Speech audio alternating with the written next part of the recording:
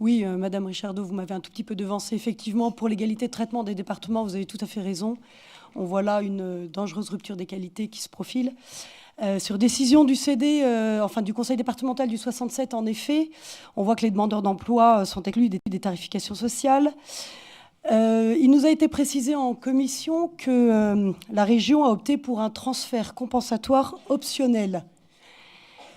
Ça veut dire que, en gros, on met la main au pot, effectivement, juste pour l'année 2018, en nous précisant bien que l'année 2019, on n'en est pas sûr.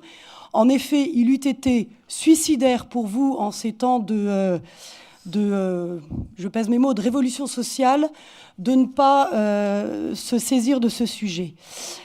Mesures compensatoires, donc, nous reconduites en 2019. Effectivement, on comprend mieux parce que je ne vois pas de transfert de recettes.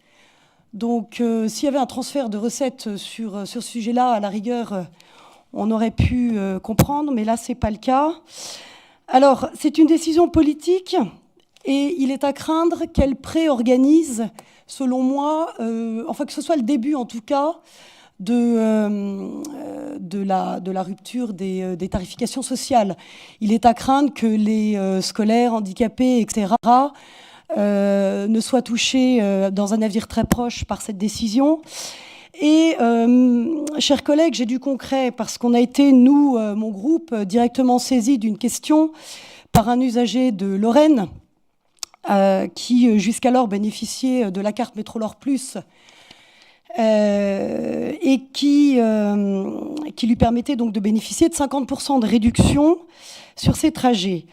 La nouvelle carte sociale de cette région Grand Est, visiblement réservée aux seuls bénéficiaires de la CMUC, couverture maladie universelle complémentaire, l'empêche d'y avoir accès. Cette personne est donc titulaire d'une allocation pour adultes handicapés, d'une aide complémentaire de santé, donc d'un minimum social, et pour autant, il est exclu de cette nouvelle carte sociale.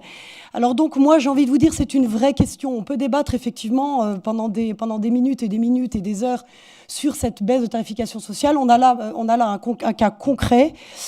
Donc, je me demande dans quelle mesure cette carte sociale n'est pas étendue aux bénéficiaires de l'AAH et de l'ACS, sachant que cette personne possède une carte d'invalidité à 80%. Voilà le problème très concret dont on a été saisi.